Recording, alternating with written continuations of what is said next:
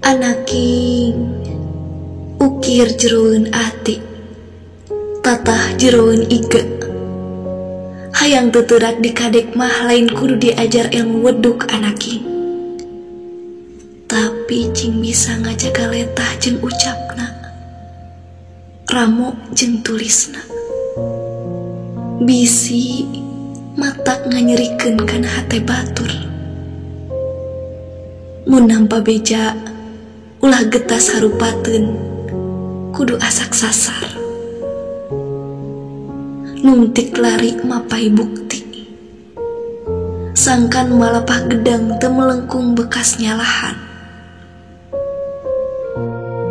Mun nepikeun beja sajengkal ulah jadi sadepa. Pon kitu sabalikna, nu sadepa ulah jadi sajengkal. Ngadek kudu sacekna, nilas kudu saplasna.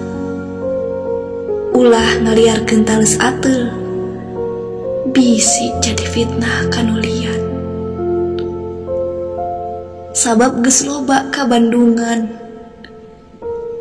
lobana pacengkadan, alatan teu bisa ngajaga lisan jeung tulisan.